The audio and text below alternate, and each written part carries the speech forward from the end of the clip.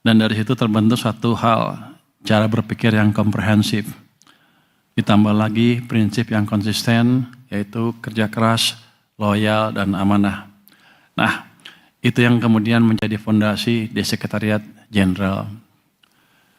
Jadi yang kita lanjutkan hari ini sudah ada, arahnya sudah jelas, standarnya sudah ada. Dan di titik ini, estafet itu berpindah. Ini kalau saya anggapnya sebagai rotasi yang biasa aja. Itu proses yang biasa, nanti Pak Heru akan menempati posisi yang baru sesuai dengan perkembangan kondisi dalam beberapa bulan ke depan. Itu mau pensiun. Tuh Pak Rio mau pensiun tuh. Kita juga banyak kosong posisi-posisi eselon 1 yang nanti kita bisa manfaatkan dengan pengisian orang-orang yang tepat gitu. Estafet tidak sekedar pindah orang, tapi memastikan kesinambungan kualitas. Saya pikir tadinya Pak Heru tuh kecil. Tapi saya bandingin dengan Pak Robert, dia masih lebih tinggi rupanya. Masih unggul Pak. Dan Pak Robert Leonard Marbun, kalau kita lihat, juga datang dengan fondasi yang kuat. Beliau punya latar belakang akademik yang lengkap, hubungan internasional, policy analysis, sampai ekonomi. Dari sisi karir juga sama, pernah di pengawasan dan penegakan hukum, pernah memimpin wilayah, pernah di fungsi internasional, sampai kebijakan penerimaan negara. Jadi ini kombinasi lapangan, kebijakan, dan koordinasi. Ini penting, karena sekjen itu butuh orang yang ngerti operasional, mengerti kebijakan, dan bisa menyatukan semuanya. Tapi saya nggak tahu nih, Pak Robert kan kelihatannya serius banget. Kalau rapat bisa ketawa-ketawa nggak? Siapa? Nanti kita kalau rapat bawa kalkulator semua, serius sama dia. Siapa? Jadi Pak Robert nggak dari nol, tapi melanjutkan dengan kapasitas yang sudah terbentuk. Kalau lihat dari rambut sudah kelihatan, sepertinya dia lebih sering kena angin di depan. Artinya lebih biasa berpikir lah. Udah terbiasa berpikir lah. Sekarang kita lihat konteksnya. Global sedang tidak stabil, geopolitik sedang bergerak, harga komoditas fluktuatif. Kalau kita negara tetangga kita, BBM udah naik nggak kira-kira kan? Di sini Pak, dengan kepemimpinan orang-orang ini, kita bisa menjaga harga BBM di level yang sekarang tanpa membahayakan APBN. Jadi tim kita tuh jago, cuman di luar masih kurang dihargai ya. Kita masih kampanye tuh, kita jago dibanding negara-negara tetangga kita. Berarti timnya bagus sekali di sini. Dan pada waktu harga BBM naik ke level yang tinggi itu, saya diundang ke Kertanegara. Ditanya, kan kiranya waktu udah kacau harga minyak ini, wah itu pasti anggaran kacau nih. Ditanya sama Presiden, gimana APBN? Aman Pak. Oh aman. Kalau 100? Aman Pak. Sudah kita itu sampai 100 aman semua. Artinya ada tindakan-tindakan yang kita bisa jalankan untuk itu mengamankan itu. Dan itu belum terpublikasikan dengan baik ke media. Kayaknya saya hanya bicaranya saya separuh-separuh, kelihatannya mereka nggak banyak ngerti. Tapi nanti tugas Pak Marbun kan namanya, untuk memastikan itu lebih dipahami masyarakat. Jadi dengan keadaan yang seperti itu pun kita nggak pernah panik. Di luar kita tenang terus, walaupun kalau rapat panik sih. Tapi kita approach secara terukur. Nggak pernah ada angka yang aneh-aneh yang nggak bisa kita hitung. Saya di anggaran Pak Luki ya. Itu orang ITB nyasar. Nggak jadi pasti jago ngitung. Orang ITB kok pegang anggaran, sama menterinya. Elektor pegang Kementerian Keuangan, sama ngaconya kita. Tapi kita pastikan approach kita betul-betul kuantitatif dan terukur. Semua memberi masukan yang pas pada waktu meeting. Jadi waktu kita serius banget. Begitu selesai ya ketawa-ketawa. Tapi semuanya dikendalikan dengan baik. Kita pegang prinsip disiplin fiskal, kredibilitas APBN. Itu yang kita pegang mati-matian selama ini. Selama paling enggak 6 bulan terakhir ya. Karena orang-orang udah lihat nih, Purboyo mau bikin kesalahan apa katanya. Pasti tembus 3%. Tahunnya tahun lalu pun di bawah 3% kan. Kita publish berapa? 2,92. Aktualnya nanti di bawah itu lagi. Jadi kita jago juga rupanya. Dengan defisit di bawah 3%, tapi kita semua nih, kerja semua bisa membalik arah ekonomi ke arah yang lebih baik. Triwulan keempat tahun lalu, saya yakin triwulan pertama ini juga tumbuhnya lebih bagus lagi. Berapa Pak Febrio? Pak Febrio? Ya, cuma 5,5 loh. Berarti lu salah dong. Lu kan bilang Anda bilang 5,7 kan? Hah? Di luar bilang 5,7. Kalau ada 5, di atas 5,5 lu potong bonus ya. Enggak. Jadi dengan kebijakan yang pas, dengan diskusi yang terus menerus, kondisi fondasi kita amat kuat. Itu yang bikin Pak Presiden agak senang. Gimana? Menteri Keuangan? Aman Pak. Kalau naik sini? Aman Pak. Kalau itu aman Pak. Dia mikir, kok dia ngomongnya aman terus? Jangan-jangan dia ngitung. Kita bukan ABS ya. Kita semua terhitung, semua kita hitung dengan baik. Nggak ada yang main-main. Untuk pertumbuhan ekonomi, saya bukan mengandalkan fiskal aja tuh. SMI, apalagi LPEI yang hadir semua ini, kita coba galakan. Ada Geodipa juga, kita galakan ke depan. Bahkan si PT SMI saya suruh hitung, kalau bikin sekolah terintegrasi, gimana? Biayanya seperti apa? Bisa nggak kita bikin? Mendahului Pedanka Dikti, Ristek Dikti. Jadi kita udah punya model seperti itu kalau kepepet. Kementerian Keuangan bukan penonton. Kita di depan, tapi di belakang. Kebijakan kita dampaknya di depan walaupun kita di belakang. Hebat juga ya. Jadi kalau kita salah urus, hampir pasti negara ini arahnya akan terganggu. Jadi nanti Pak Robert pastikan kita bisa berjalan dengan lebih baik lagi. Sekarang udah bagus, baik ke depan lebih bagus lagi. Kita semua mendesain kebijakan, kita menjalankan dengan sistematis, kita ukur dampaknya. Makanya Pak Prima kesel sama saya tuh, saya suruh tanya terus. Uang berapa? Sekian nih. Kamu salurkan ke apa? MBG iya. Dimonitor enggak? Dimonitor. Mana monitornya? Anak buahnya belum pernah ke lapangan. 1 kali dalam 5 bulan.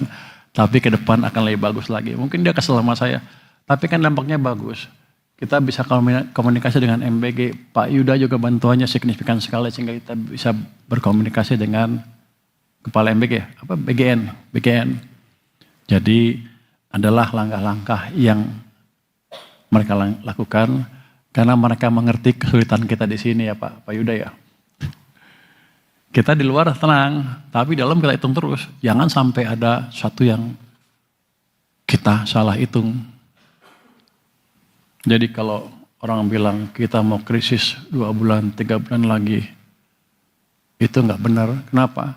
Semua yang mungkin sudah kita hitung di Kementerian Keuangan. Itu ada Pak Febrio tukang hitung, walaupun salah terus tadi. Ada Pak Yon juga ngitung pajak, Pak Luki, Pak Suminto, semuanya Pak Wamen. Lupa siapa? Pak Rio. Pak Rio banyak duit ya, tapi pelit dipegang terus. Tapi selalu berkontribusi positif dalam rapat sehingga kita bisa mengambil keputusan yang optimal. Jadi nanti semuanya mesti disadari bahwa APBN adalah shock absorber sekaligus engine. Shock absorber sekarang nih, ketika harga minyak dunia naik, kita serap di sini. Gara-gara itu BBM gak naik, sekarang popularitas pemerintah naik kencang sekali ke atas, popularitas presiden utamanya.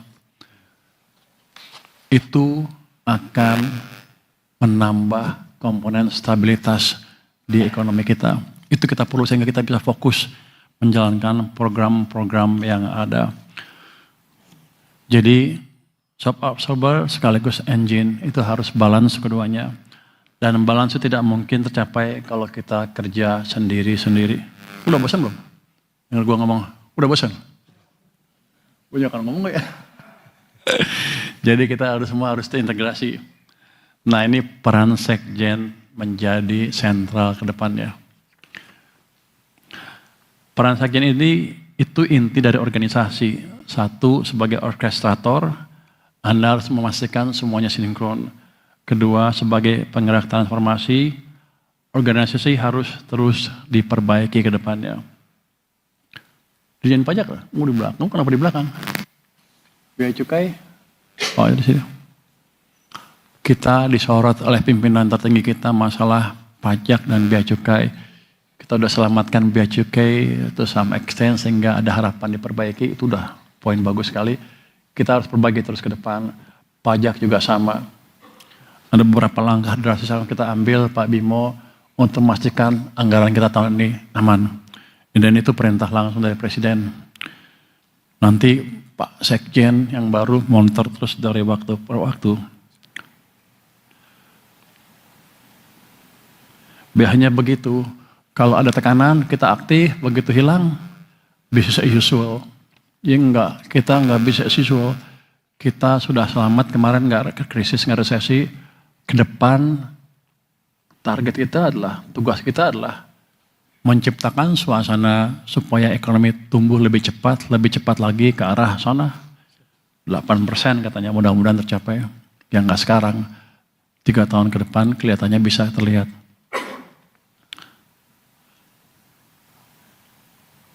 Yang ketiga, kita sebagai penjaga reformasi atau sekjen sebagai penjaga reformasi yang sudah baik sekarang dikunci, dipastikan tidak memburuk lagi ya. Kita gabungan praktik lama yang efektif dengan inovasi baru kalau Anda punya.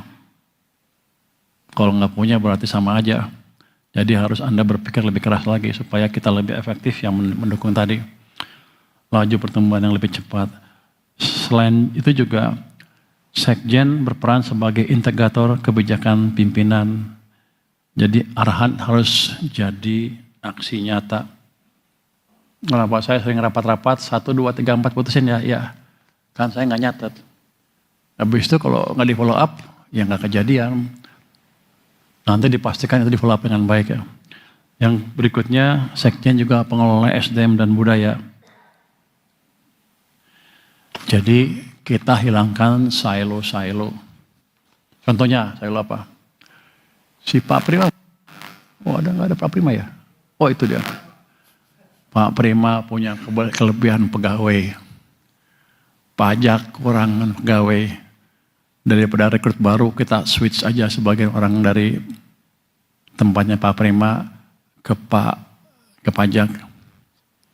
Tapi orang pajak kesan pertamanya, gue lebih tinggi kayak gitu. Karena gajinya lebih tinggi, baru tahu gajinya lebih tinggi ya pajak. Kita potong atau kita naikin yang lain? Kan 2 pilihan kita samain, kita potong pajaknya yang orang pajak atau yang lain kita naikin semua. Kalau Pak Luki nggak setuju pasti, itu masalah anggaran ya Pak Luki ya. Oh, Pak Luki setuju nggak? Dia nggak setuju. Jadi nanti protes ke Pak Luki semuanya, tapi nggak.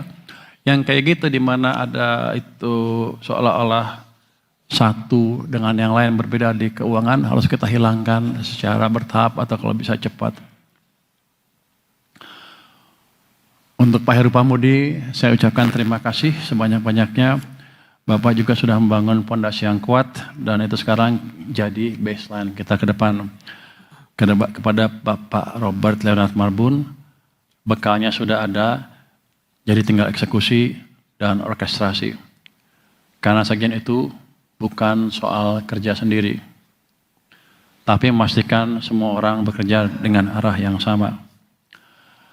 Bapak dan Ibu sekalian, organisasi ini kuat kalau kita jalan bareng, arah sama, ritme sama, nilai sama.